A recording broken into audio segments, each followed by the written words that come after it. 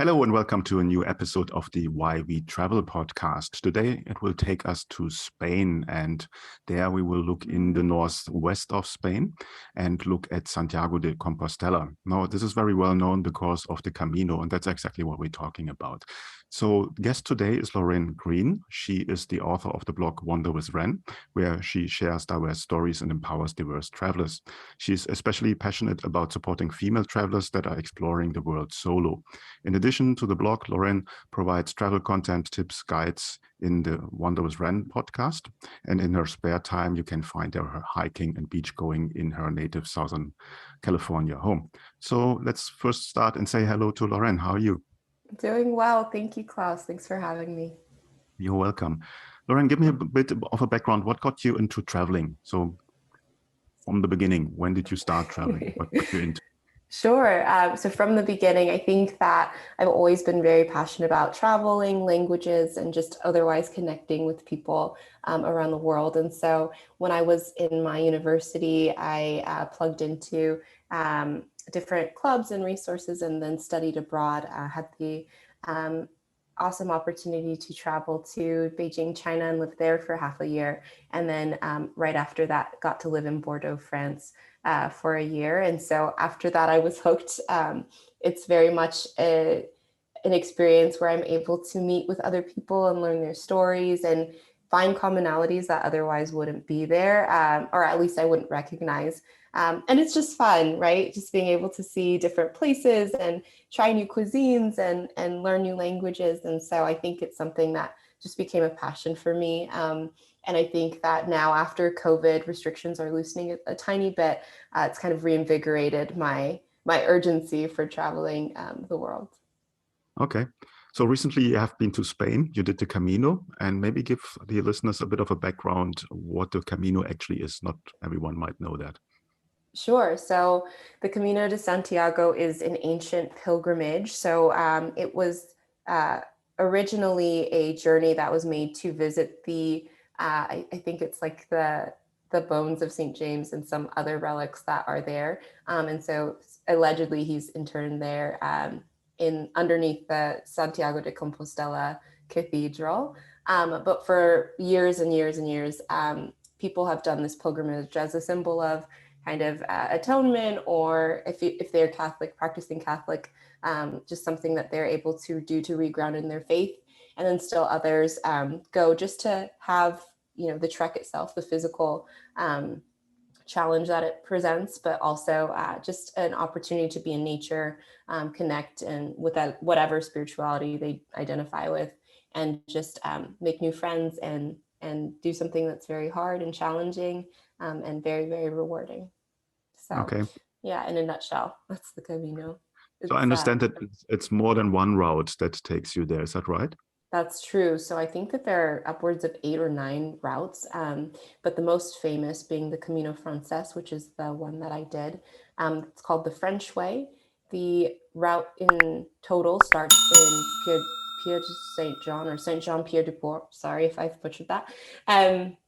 And it goes 500 miles over to Camino de Santiago, or Santiago de Compostela. And so it's just this very, very long and arduous trek, starting in the mountains of St. John and then gradually going through La Meseta, which is the central part of northern Spain, and then finishes over near the coastline in the northwest, as you mentioned. Okay. So obviously it's a very long distance. I haven't done it. And so how do you split that up? How is a normal day, in brackets, a normal day? How does that look while you're on the route? Yes. So full disclosure, I completed half of it. I did not do the entirety of it. I started halfway through in Leon, and then I went all the way to the end of the trek in Finisterre. But they are segmented into etaps or steps and stages. And so you're able to kind of plot out which stages you'd like to do, and then find out the distances there. Anywhere between 15 to 20 miles a day. And I suppose that's something like 22 to 30 kilometers a day, something like that. And yeah, so you have nothing but your backpack on your back. You're able to go through, complete each stage. And then which really unique and quite beautiful about the Camino is there are these dedicated hostels called albergues that are sponsored by the route, and a lot of the I think like the monasteries or Catholic convents there, and then they're able to host you for a nominal fee per night. Sometimes they're just called donativos, and you're able to just pay what you can, spend the night, have a clean shower, a decent meal, a pilgrim's meal, and then you keep on going. So it's really, really well regulated, quite segmented, and then you're just able to go stage by stage as you wish. Along the way too, and let me know if I'm getting too ahead of it. You have what's called a compostela. So it's a booklet where you get stamps, and so that stamps serve as proof by the time you get to Santiago to show that you in fact have completed these stages, and you're able to stop in churches, restaurants, bars, what have you, and they'll stamp as proof that you were at that point during that time. Okay. Now, obviously, you're not alone on the route, on the on this very long way. So, what's atmosphere? What's the vibe? What can someone expect doing this? I think that's the real beauty of the Camino. I think you never have the same one twice, just because, of course, you have different weather, different elements, but also different people. You can kind of have whichever experience you're hoping for. And there's this really great greeting that you just say to every pilgrim that you pass on the way. You just say Buen Camino.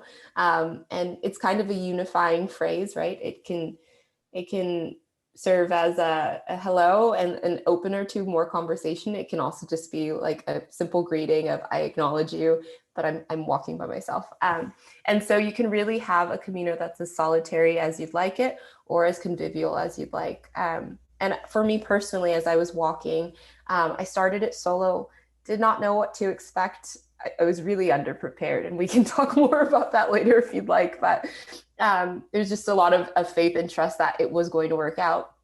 And so I was solo hiking, and I had a few concerns, being a solo female traveler in Europe, and also kind of in the countryside, right? So not really connected to large cities all the time. But I think I was alone for 5 minutes, maybe, before someone was like, Buen Camino, where are you from? And just wanted to chat. And it's just a lovely routine that you get into over time, because it's what you make it. And I had the fortune of being able to connect with three other solo female travelers on my way. And we kind of had the same pace, and it was just unique. It's like nothing I'd experienced, where you can pick up and you can launch into whatever type of conversation, as deep and as divulging as you'd like, or just surface level. And you see them again and again when you meet in the evenings for meals, or you might happen to stay in the same albergues. And so it just becomes a pattern. And there's just this really upbeat, positive, and encouraging atmosphere. And I really don't think that there's many travel experiences that are like it. Okay. So now along the Camino, what should one do and see? Because obviously there's things to the left and right of the Camino. Is there anything that stands out? There's so many things to do and see. So there is a contracted version of the Camino in which you can still get your Compostela, which is the certificate of completion. And that's from the last 100 kilometers. So from Sarria to Santiago. If you're on a time crunch, that's a route that is very popular, because you still get your stamps and you have a part of the experience. But I highly encourage, if you can dedicate more time doing as much of the route as you can. One, I think that there's something to be said for having that solitude, and that really that the bliss that comes along with just being in nature, which tends to peter out a little bit the closer you get to Santiago. And two, I think going through like the mountainous terrain and then contrasting that with the plains, and then finally arriving, if you choose to, past Santiago and go to the sea. It's just the variation that's quite beautiful. So if there is a must, I honestly do recommend starting in León, because it's the halfway point. You get the big city feel. Astorga is another lovely place to stop. It's a mid-sized city, but it's known for chocolate and Roman spas and Palacio de Gaudí. And so if you want architecture and history and great food, I recommend that you start in that area. And then as you get further in Galicia, as you trek through the mountains, there's just like beautiful forests and rolling hills. And so if you're really looking for some of that serenity that comes with being alone in nature, that's a really great place to go as well. And then finally, Santiago itself is very famous, I think, in Spain just as a city. But, you know, of course, a lot of their popularity is due to the Pilgrim's Way.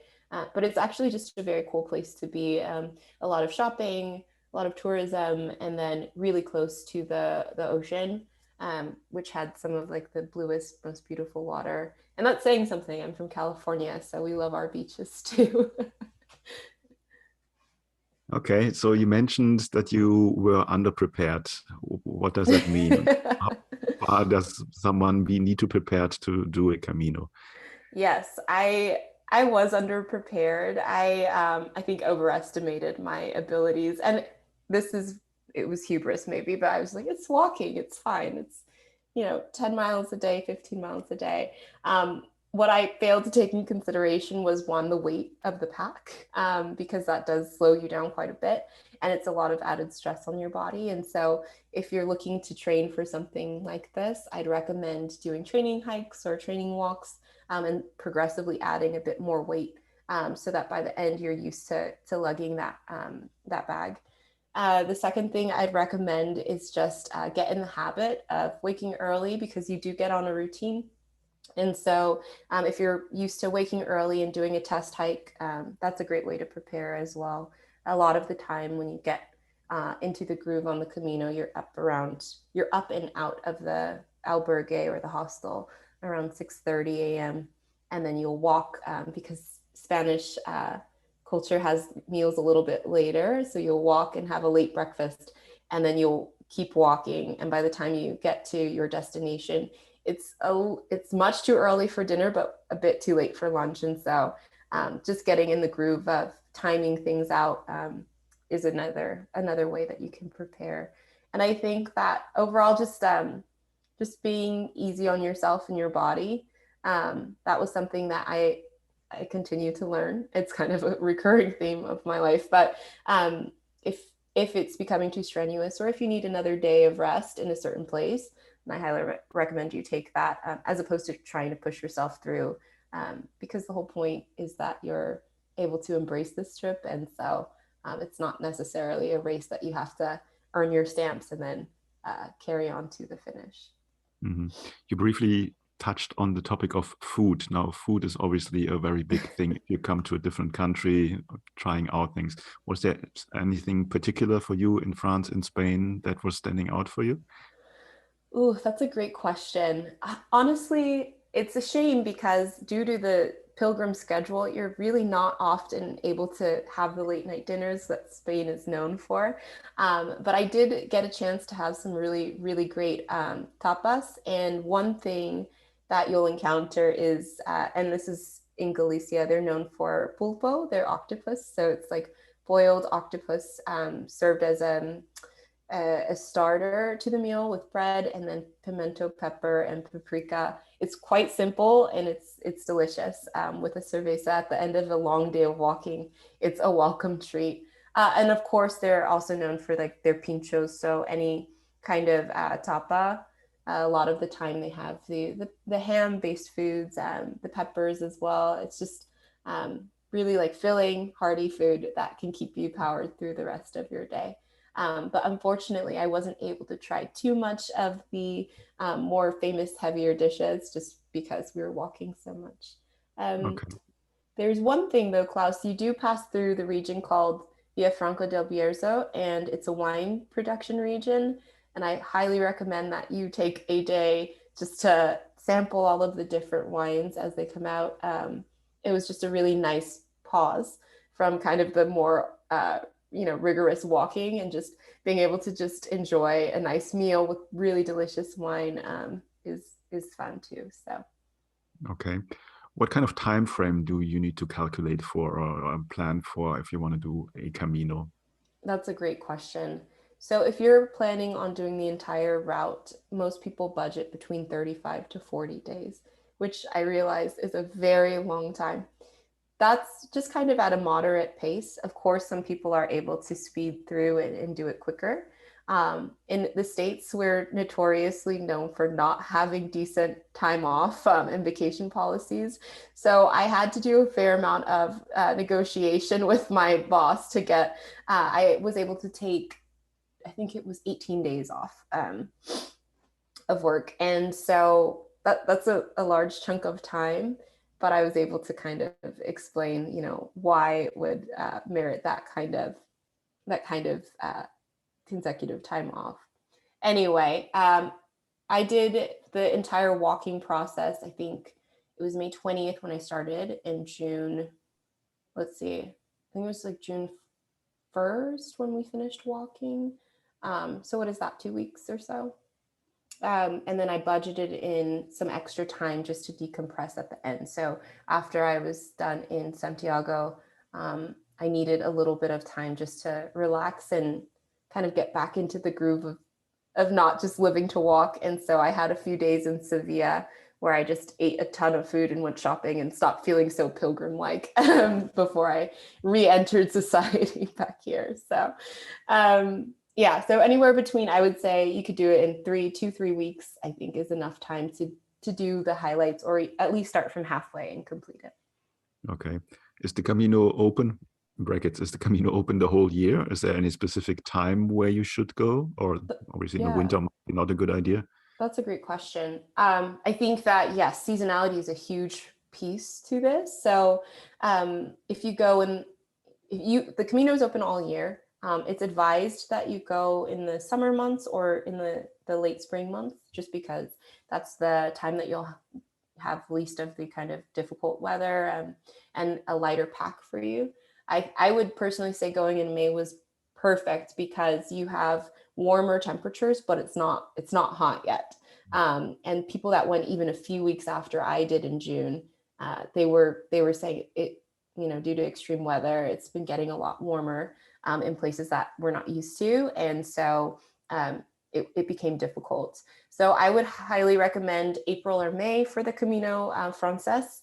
And if you're doing any of the other routes that hug the coastline, you might be able to get away with a little bit later in the summer just due to the temperature difference. And I would advise not to go probably after October because you will hit snow in the mountains as you're passing through in Pamplona. And so you'd probably like to avoid that as much as possible. Okay. What should you calculate per day on spendings? How much do you need to have in your pocket there? That's a really great question. I've met a lot of pilgrims that do it very differently. Some people are on a shoestring budget, and by staying with the municipal albergues, which are sponsored by the route, non-privatized, and then sticking with a pilgrim's meal or even just some snacks, you can probably about $20 a day you could get by. There's not much that you need other than your own pack and some boots and a change of clothes. Which my family was appalled by. They're like, you're living out of 2 different changes of clothes. So yes, shoestring budget is totally achievable. I also met a lot of other pilgrims who were not necessarily there to do like a very austere, rigid hiking trip. And so they were having hotel stays every night and would have, extended dinners and however you'd like to do your Camino is great, but they were definitely spending upwards of probably like 75 to 100 per day alone in food and lodging. And so it's really just what you'd like to spend. I'd say my personal Camino, I would occasionally splurge on a 1-bedroom, a private 1-bedroom, because people snore and, over time you get a little bit irritable. So the way I would do it is I'd stay in one of the dorm rooms for about €10 a night or €20 a night. And then on like every third day, I would get my own room just to have some sort of privacy and, just have some time to myself. And that could potentially be, I don't know, 30 to 40 euro. So definitely under €100 per day with food. But if you'd like to do the entire thing in hotels, then you'll be spending upwards of that. So you said everyone has his or her personal Camino for the reasons doing that, spiritual, religious, or whatsoever. And so what was your personal biggest takeaway from doing this trip? Oh, that's a great question. And I think that maybe I've written about it better than I can explain it orally. But I think the biggest takeaway that I've had is I've learned how little I need.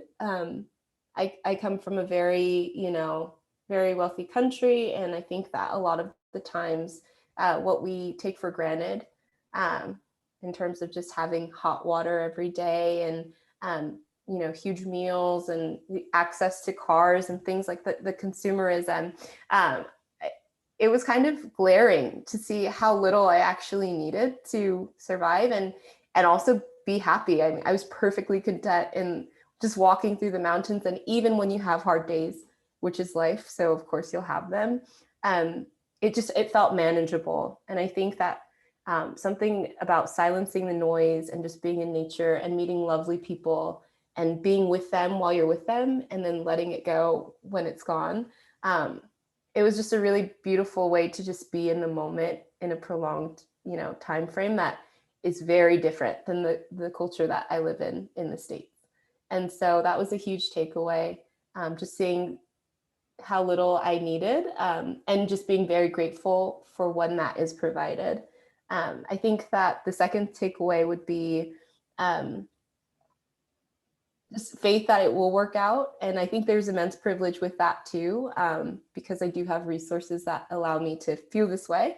But I think that understanding that I don't need to plan the rest of my life out, especially post-COVID, there's this urge to get started and get, at least for people I've spoken to recently, I just want to get my life situated. And I think the Camino was a really cool way of reversing that mentality and saying, actually, the only thing I need to worry about is the next step.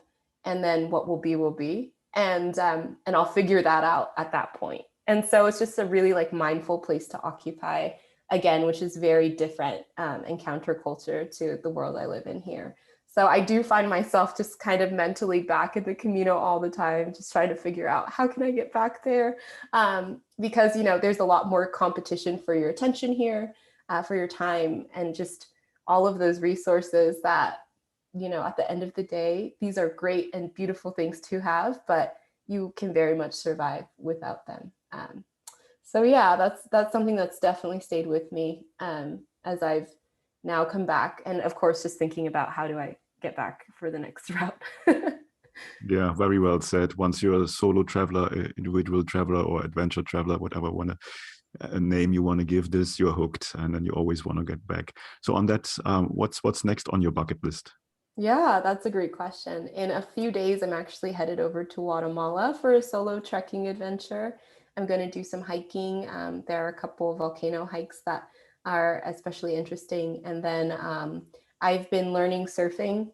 I figured I live in California. It's time to try the sport. I'm not good at it yet, but I will try some surfing in Guatemala as well. So as much time as I can get outdoors, that's typically what I'm doing in proximity to a beach.